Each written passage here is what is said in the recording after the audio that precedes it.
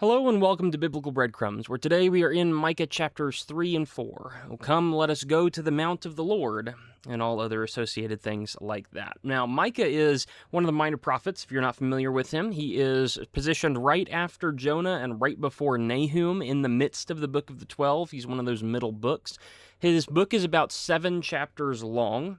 It's not about 7 chapters long. It is 7 chapters long, and it is primarily targeted at the people of Judah, if I'm reading it correctly. Micah is prophesying in the days of Isaiah the prophet. Isaiah prophesied both in northern kingdom, we're talking about divided kingdom period, right? Isaiah was working both in the northern kingdom of Israel and in the southern kingdom of Judah. Micah, when you read chapter 1 and verse 1, he specifically dates himself. He says this is the vision he saw regarding Samaria and Jerusalem, but he ties himself into Jotham, Ahaz, Hezekiah, who are all kings of Judah. And so it seems that Micah's message was for the southern kingdom of Judah. It included some stuff about the northern kingdom of Israel, but I don't know that he went up there and preached it to them.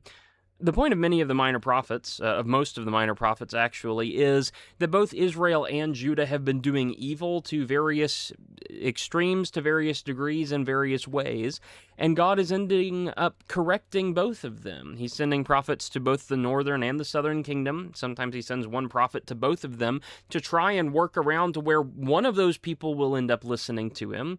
And unfortunately, it never really happens. Some of the kings listen for a short while, or they hear what God has to say and say, okay, they follow that, and then the next king after them disavows it and ignores it. But both Israel and Judah have been doing evil, and God is working on correcting both of them.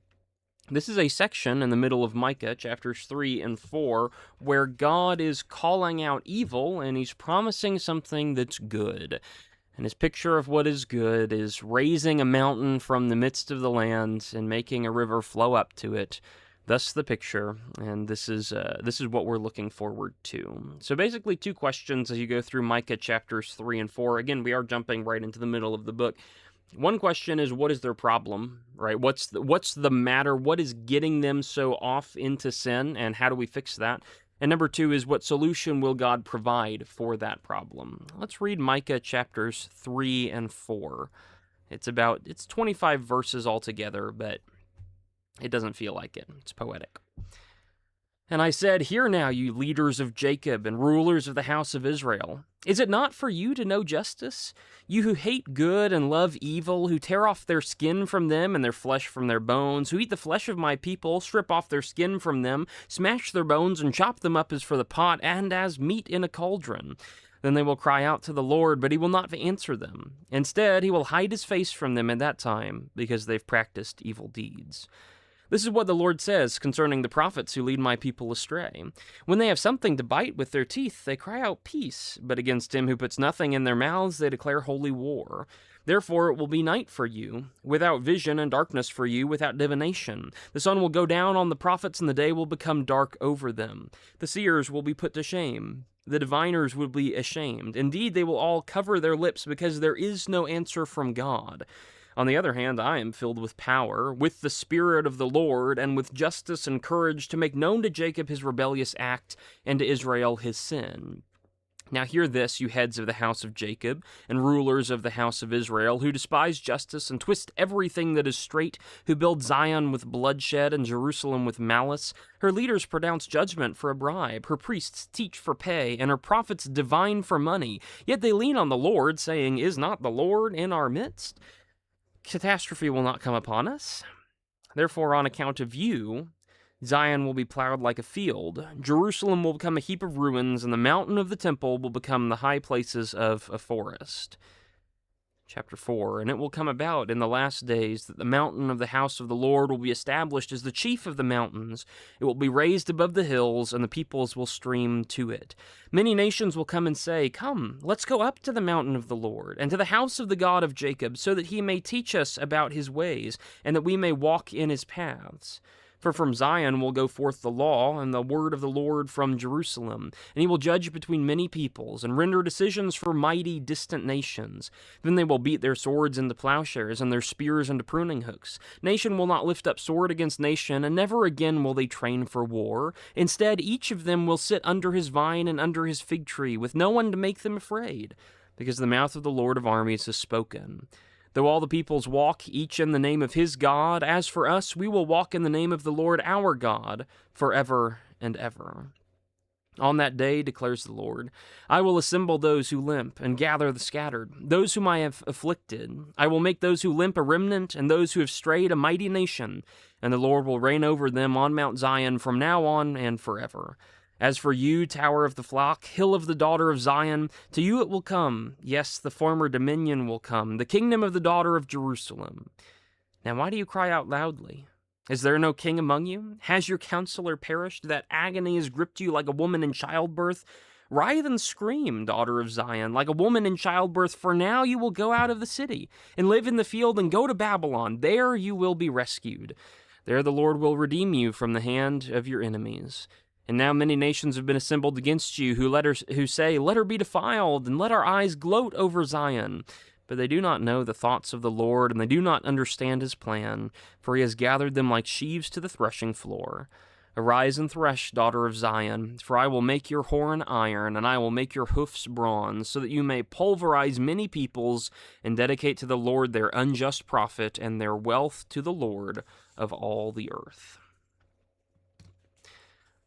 Minor prophets is my favorite genre in the Bible. I think if I had to pick one, prophets in general, Daniel and Ezekiel probably being my two favorite books. Ecclesiastes is in there somewhere, at least in the top three, if not the second favorite.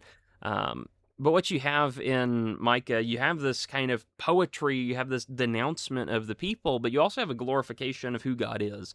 And it's a fantastic thing. So again, we have two major questions as we're going through this section, these couple of chapters.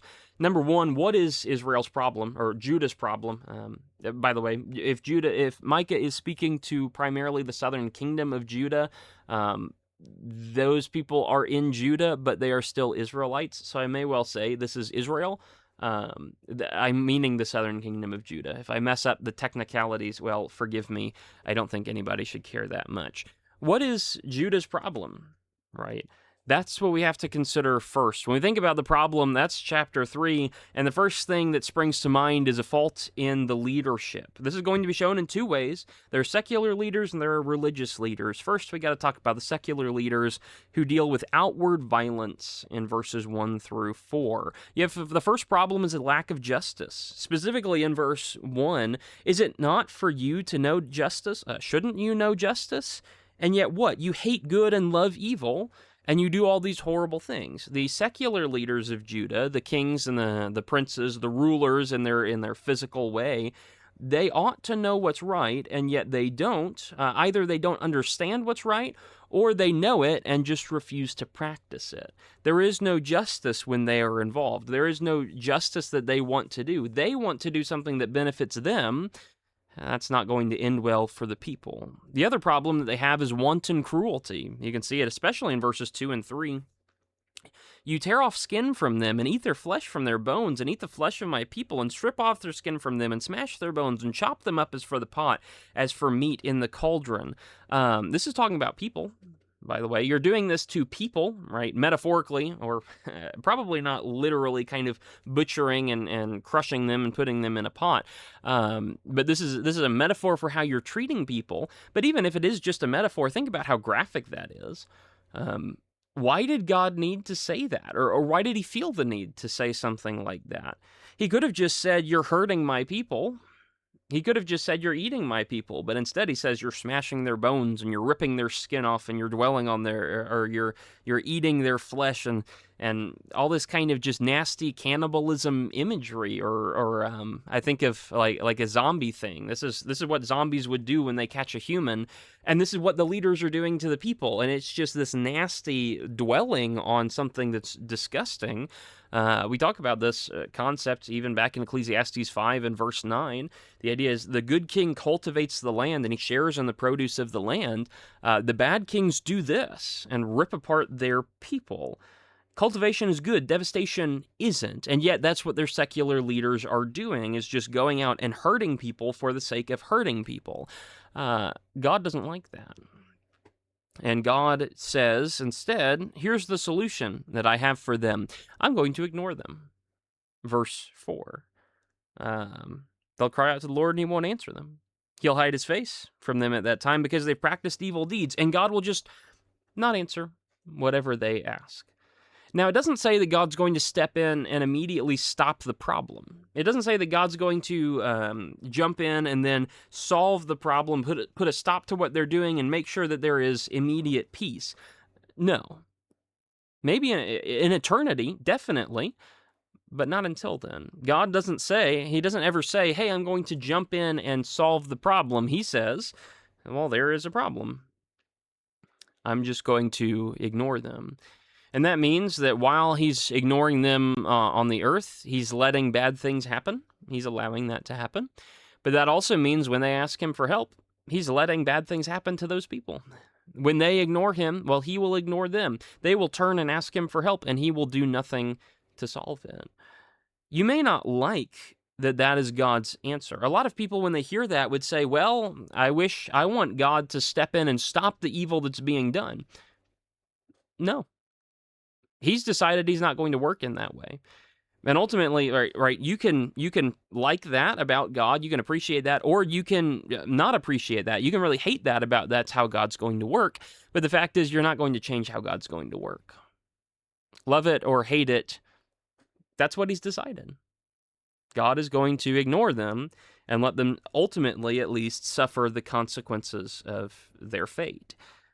That may not be your preferred answer, but it's how he's decided to work. And get used to it, because that same idea is going to be repeated 3 times over in this section. The secular leaders are bad. They're destroying people, and so God will ignore them. The religious leaders are bad for another couple of reasons. Their problem number 1 is that they're selfish. In verse 5, when they have something to eat, they say peace, and when they don't have something to eat, they say war, and God's going to destroy you. Basically, they prophesy, they prophesy. Prophesy would be speak the words of God. They just kind of make up words that they pretend God said. They lie, and the things they say depend entirely upon how they feel. That's the caliber of person you're dealing with. They don't deal in the truth, they deal in their feelings, and they think their feelings are good enough substitute for the truth, and so they say those things instead. As a side note, there are a lot of people in the world today who want to live their own truth, which basically means however I feel about the situation is the correct thing to feel. That's the same kind of attitude God is condemning in the selfishness of the righteous leaders. Living your truth is stupid because there is only one truth, and that is God's. That's reality. That's the way he made things. Maybe we shouldn't just try to pretend that it doesn't exist, or pretend that we can make something up and life will accommodate us and how we feel. Maybe we should actually, be realistic and such like that. Religious leaders are selfish, and that's a primary problem that they're running into. The other problem is they're just straight up lying about everything that they're saying. They're adopting their words. They're taking the message that they have. They're taking a message. They're making a message. They're adapting it easily because they don't actually have the words from God. They're just kind of making stuff up. And so God says, look, there is no answer from God. He says in verse 7, Micah has an answer from God. In verse 8, Micah is the actual approved spokesperson, but all these other people are just lying about it. And the real message that needs to be spread is the evil of the rulers and the religious rulers. The real evil that needs to be, or the real message that needs to be spread is a message about the evil of Israel and Judah. But if these false prophets say that, they're not going to be very popular. And so they make up whatever they want to, and they ignore God. They ignore what God's message is to make up their own. And so what's the solution? Well, God will ignore them in return. They're going to call, and then they're going to be put to shame. In verse 7, they're going to call out to God one day, and God's just going to not give them anything. They call out, they don't receive anything back because they are filled with evil. They're filled with themselves. They're filled with lying instead of being filled with the things of God. And so you have this little section where there is now mutual condemnation on both the secular and religious leaders. You need to think about this. In verse 9, listen to this, you heads of the house of Jacob, you rulers of the house of Israel. But also verse 11, the leaders are pronouncing judgment for a bribe, her priests are teaching for pay. You guys who are in charge, you're both the problem here. And what problem is it? Well, the first of the two problems is perversion. In verse 9, you despise justice, you twist everything that is straight. That can be the words of God being actively revealed to Micah. If Micah were to just preach something that weren't the words of God, or that wasn't the words of God, well, that would be a perversion of what God had said.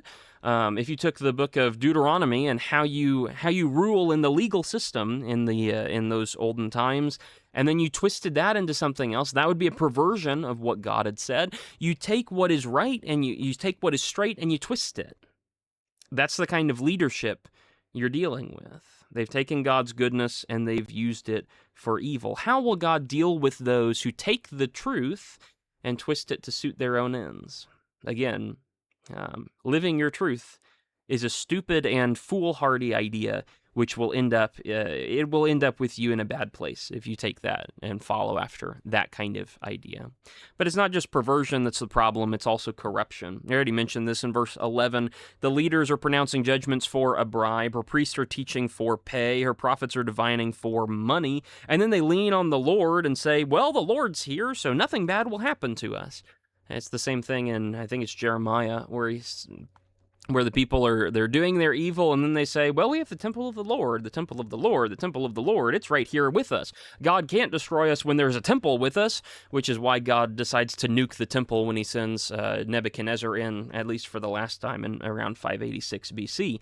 So the Jews didn't have that excuse anymore. No, you don't get to get away with that. You don't get to bargain away the alleged word of God. You don't get to bargain away your morality for the sake of just making something up to make people feel better. These are supposed to be the faithful people, but they'll do anything for money. That's kind of an issue, isn't it? When your rulers or judges or priests or prophets, when they're all out just for money, that's kind of an issue. And so God says, you know what the solution is? I will ignore them. On account of you, I'll plow Zion like a field. I'll let Zion being the mountain that the temple is built on, specifically Jerusalem being the city that is built on and around that mountain. The mountain of the temple will become the high places of a forest. I am going to turn your entire city into a farmland. It's not a very optimistic outlook for what's in the city, but how's he going to do that? Well, he's going to bring Babylon on them. Is kind of how he's going to do that. In a way, it's God being actively involved to take Babylon and lead them over and give Judah into the hand of Babylon. Absolutely, there is active involvement there. But in another way, it's just absolutely passive. It is Babylon will come to you, and you will cry out to God, and God will not answer you because you didn't answer him. And God's just going to sit by and let it happen. He's going to ignore the bad things that are going to happen to them. Babylon will come, Judah will cry out, and God will watch, because that's what they asked for. You can't do lack of justice, wanton cruelty, selfish lying, perversion, corruption, and then expect God to listen to you when you ask him for help. If you want God's help, you have to be living righteously. Until then, God's solution is to ignore what's being said to him. He will not listen. He will not heed your words. I find it interesting here. It's the secular leaders that are the problem, but it's also the religious leaders that are the problem. A lot of times, you can hear something like this from the message of Micah, which is, it's kind of a political message because it is involving political leaders, right? Secular leaders, kings and rulers and stuff like that. And so there's a tendency to hear these things from Micah, or really any of the prophets in the Old Testament, and then kind of try to jump and one-to-one apply it to today and say, oh, secular leaders, lack of justice, wanton cruelty. And then you look out at examples across the news, whatever political side of whatever political spectrum you're on, we all say that there's a lack of justice. We all say that there's wanton cruelty in one way or another. You're either, well, I mean, I'm not going to use a bunch of specific examples. I don't want to. I don't lean any particular way, and so I'm not going to try and persuade people any particular way. But everybody's complaining there is lack of justice. Everybody's complaining the system is cruel to some type of person, whatever that is. Everybody complains about that. But then we all turn around and none of us really think about the religious leaders being a problem.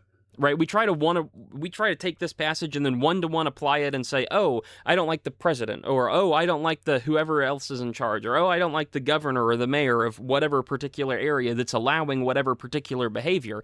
I don't like that person. The secular leader is the problem. Okay. But there is an equal condemnation of those who are religious leaders who are just messing people up, who are just basically screwing up the word of God, who are taking God's things and making them unrighteous. When everybody tends to blame, whatever president is in charge for all of the problem, when was the last time you blamed the megachurch pastor who's only in it for the money? Right? When was the last time you blamed all the false teachers in the world, false religions, the religions other than Christianity, and the false variations of Christianity that have ignored the truth of God and just kind of spun things off for themselves? Not saying that they are the cause of the problems, but God was saying they were at least some of the causes of the problems.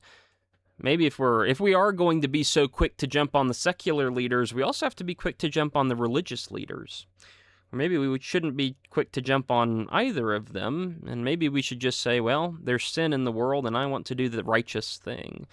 There's a lot of, you can get yourself lost in the weeds by blaming everybody else for your problems, and instead the solution is often, hey, I can't fix any of those things, but I can make sure I'm not unjust, and I'm not cruel, and I'm not selfish, and I don't lie, and I'm not perverse, and I'm not corrupt. I can make sure that about myself to make sure that I'm in a good place with God.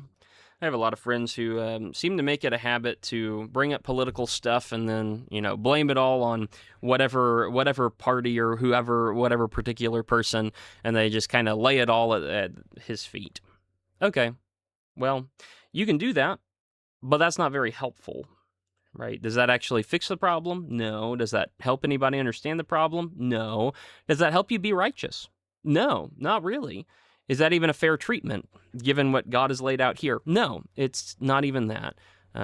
Maybe be careful about what you say. Maybe be careful about who you blame for everything. Again, whatever political side you're on, everybody blames somebody for something, but maybe we should think about that a little bit more instead of just kind of going out and casting aspersions. I'm going to be doing Ecclesiastes 8 later, I guess, as I release this probably on Friday, Ecclesiastes 8, which is in many ways about how people deal with the governmental systems, and the honest answer is it's kind of a mess to deal with governmental systems because every one of them is wrong to at least some extent.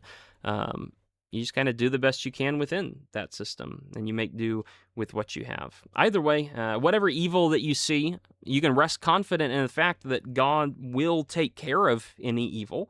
It may not be in the moment, probably won't be immediately in the moment. Sometimes it is, but God never promises that. Instead, God promises that, they'll get away with whatever they want to do for a while, and then they'll get in trouble and they'll ask me for help and I won't help them, and they'll be destroyed by the consequences of their own actions.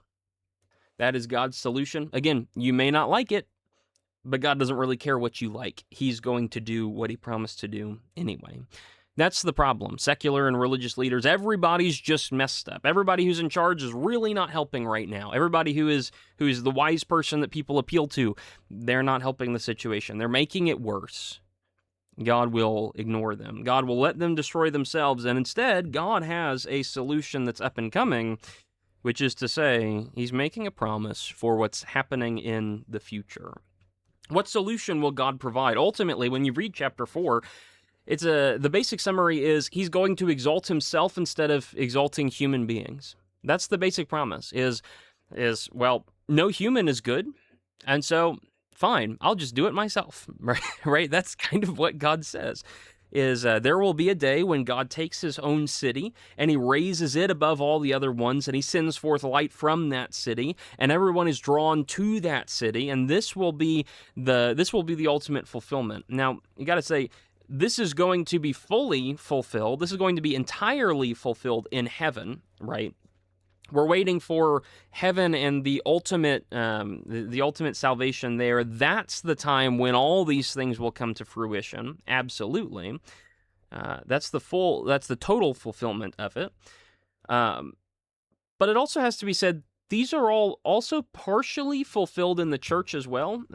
Last week I preached on Matthew 13, or it's been 2 weeks at this point, actually. I preached on Matthew 13 and a few different parables about the kingdom, and I tried to make the point at the very beginning. The kingdom, the term kingdom, it can be used to mean heaven. It can also be used to mean the church concept.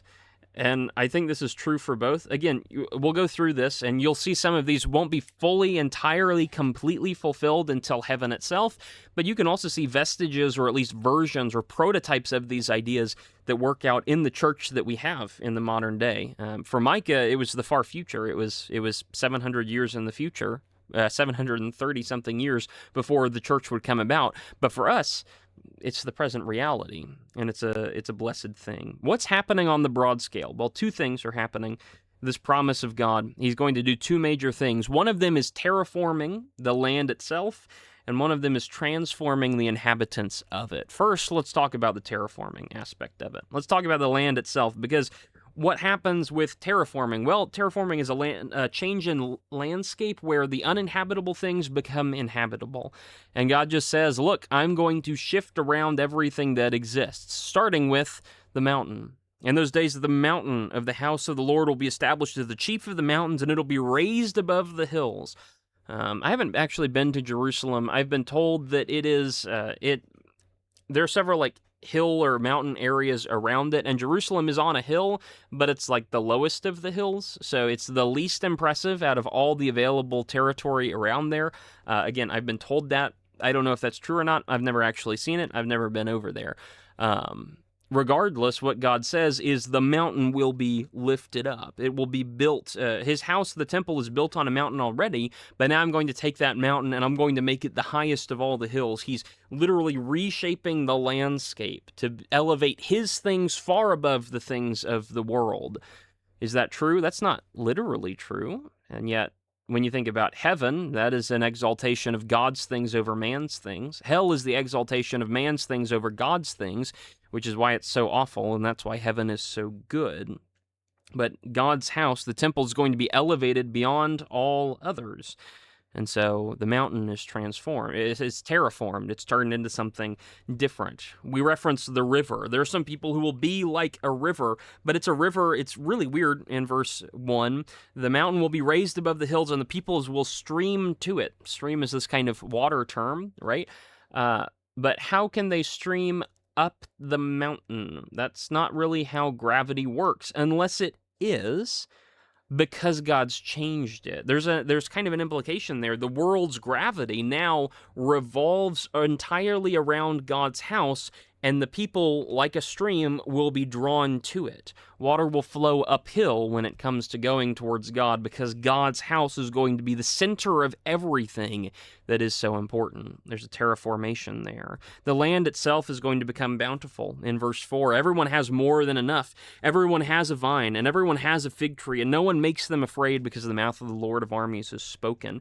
Provision is free for those who are under God's care. The land is reshaped and reformatted and refitted to perfectly service people's needs. The nations around them, not just the people, but the kind of the land, the territory of the nations around them, they'll become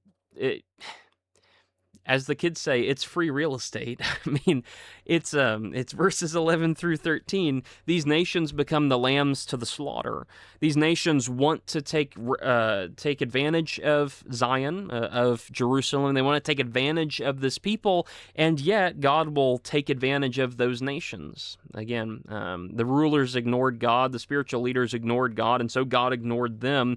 The nations around Jerusalem wanted to take advantage of Jerusalem, so God will allow Jerusalem to take advantage of them. There's a perfect kind of justice there. The nations become the lambs for the slaughter. And so, verse 13, arise and thresh, daughter of Zion. I'll make your horn iron. Kind of the imagery of like I guess, kind of like a rhinoceros or like a big cow or something like that. Your horns will be iron. I will make your hoofs bronze, and you will pulverize these peoples. And then you'll give that stuff to the Lord, right? You'll take over what they had. You'll gain all these things from these other peoples. Everyone who takes advantage of them will end up destroyed. Again, this is heaven, right? A perfect a center of gravity where everything important happens there. A perfect reshaping of provision for the land. A perfect destruction of all the evil in the world around. And a perfect attribution of everything good that happens goes to God. It's absolutely heaven. But it's also true to some extent with the church. The river, the people who flow uphill towards God. Uphill is more difficult to go than downhill, and yet there are people who are struggling and trying to be faithful, even in this messed up world that we live in. There is a mountain. God is elevated if you're willing to come to him. I mean, he's elevated anyway. It's a question of whether you're willing to make the journey up to him. But he's made himself pretty clear and pretty well known for most peoples all around the world. The land itself, there is a provision that we have. It's a spiritual provision primarily, but also God takes care of us physically, at least in most instances, at least generally a lot better than any of us deserve. Well, absolutely a lot better than any of us deserve, because all of us just deserve to be killed. But generally it's a lot better than any of us could ever hope for. Right? He just provides. He's good like that. Spiritual primarily, but there is physical stuff too. Judgment Day is going to be the day in which all the other nations are destroyed, and yet we already know that we who are Christians live in a close relationship with God that no one else has, and we know that we are so much better off than anyone else is. This is a representation of what we have. Again, it won't be completely fulfilled until heaven, but it is at least a picture of what the church has, or the church is a picture of what that will ultimately develop into. At the same time as you have a terraformation of the world around the people, you also have a transformation of the people and a change in so many different things in them. The unrighteous that Micah is prophesying against become righteous ultimately, but it's really important to figure out how this happens. Again, in heaven ultimately, but in the meantime, it's kind of part of the church. And we think about changing hearts. You think about verse 1, the peoples will stream to God. They'll come to God instead of running away from him. Judah in these days is all about running away from God under most of their kings. They just kind of don't care about God. They run away from him. But not anymore. When God comes in to transform people, suddenly he'll transform them, he'll change their hearts, and then they'll want to come to God. It may be against nature, it is flowing uphill, but they see the value in who God is, and so they go for it. We're talking about changing their identity. People from all nations, not just Judah, but all nations will come to God. Verse 2, many nations will come and say, hey, let's go up to the mountain of the Lord and to the house of the God of Jacob so that he can teach us about his ways and we may walk in his paths. Prior to this, Judaism has been for the Israelites or the Hebrews. Jews would be an anachronistic term. They didn't get called Jews until a little bit later on in the exile to Babylon and such like that, but I have probably just been referring to them by the modern day title, so whoops on that. The identity has changed. It's not just a bunch of Israelites or Hebrews, it's all nations who are coming to the Lord.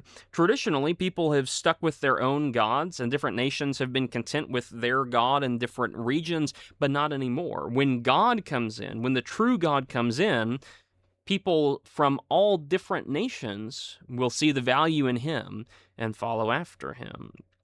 There's a change of desire. I think about this, especially in verse 3. God will judge between peoples. He'll render decisions for mighty distant nations, and they won't do war. They won't need to anymore. No more warfare, but peace for all. Sometimes the question comes up, why were the Israelites told to kill a bunch of people in the Old Testament? Well, in the Old Testament, there was a time and place for holy war. We can talk more about that at some different point. God commanded a holy war there. Under the New Testament, Christians aren't commanded to do the same kinds of things. In heaven, there's no need for war because all of the enemies have been put down. On the earth, here in the church, we don't go on holy wars. We don't go on crusades. Those were probably not those may have been a decent political maneuver to try and cut down on some political differences that were infecting Europe at the time. But those were not a righteous thing. That was not God calling people to serve him by going and slaughtering a bunch of others. No.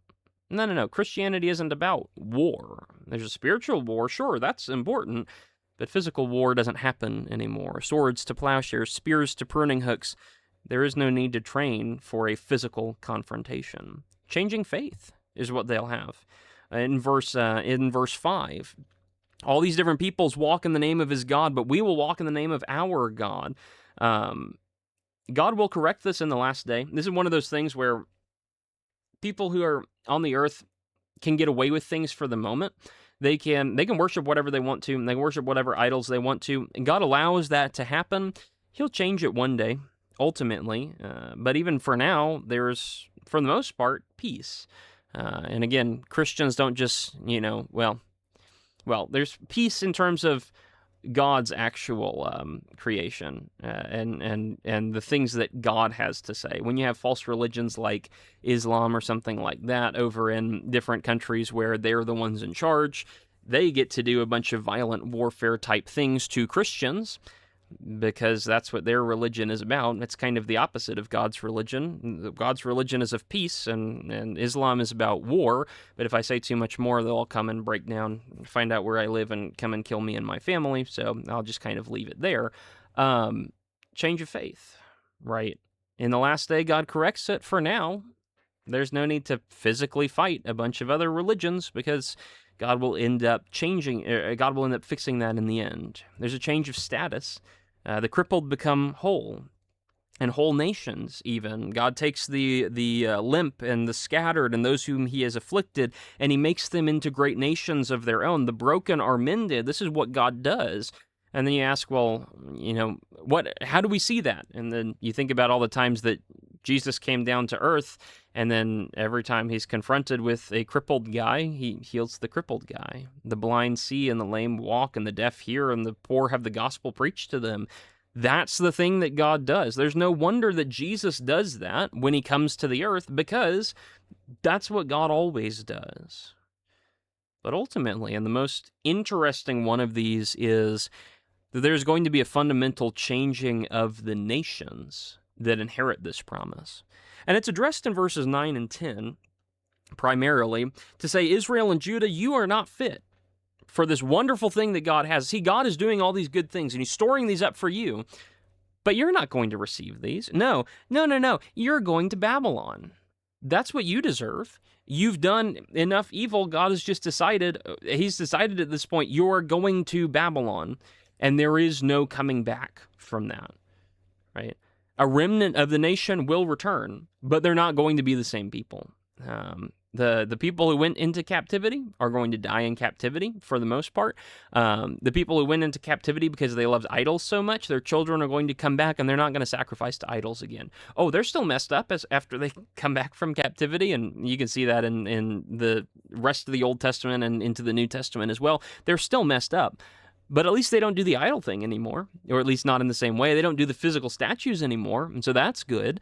There's going to be a fundamental change in what nation it is, because they don't realize it yet. But God's not looking for a specific ethnic, or he's not looking for an ethnocentric kind of religion. He's not looking for one ethnicity to highlight above all the others. He used to be. He worked with the Jews to figure some things out. And so, yes, Judaism was very much one single ethnicity. That was the religion for them. But that's not how it is anymore. And then you get into the New Testament stuff, and you think about Paul, and Paul is talking about how God is, Jesus says, I can raise up the children of Abraham from these stones. Paul talks about children of Abraham. Those are not physical descendants of Abraham. It's not all physical descendants of Abraham who are Abraham's children. It's the people of faith who share the faith and the ideas of Abraham. Those are Abraham's children. God's talking about a real changing of the guard here. It's not just, hey, I'll send the Jews to captivity and then I'll bring them back, and then those will be my people again.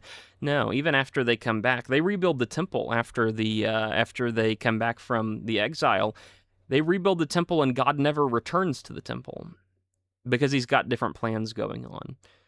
God doesn't return until Jesus was taken to the temple as a baby. That was the first time God returned.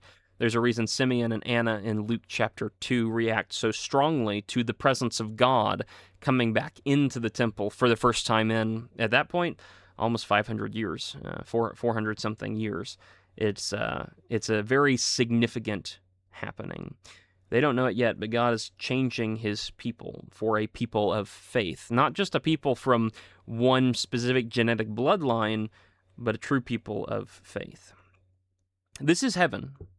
Right? This is heaven, absolutely.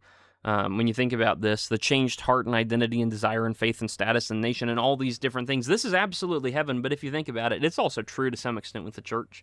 Wars may happen in this world, but again, it's not from us. It's not from our religion. It's not like there is a Christian nation which goes on wars or anything like that. The Christian religion generally doesn't approve of a bunch of different wars. Or true Christianity doesn't. A lot of knockoff Christianities do, but that's not proper, according to literally some of the things we just read and other things in the New Testament and the Old and New Testament besides. It is that idols exist, right? Idols do exist. They don't exist in the church, or not in the real church. There are a lot of churches who have a bunch of idols. That's not righteous. That's not right. Idols do exist, but they will end up defeated ultimately in the final day, or by the people who convert from paganism to true Christianity. You don't have those idols anymore. You don't follow after those same things. Those have been rejected and defeated. This is very much a representation of what we have. Sure, you can argue that the total, complete, perfected fulfillment won't happen until heaven. Yeah, that's true. But what we have right now is still a prototype version of it.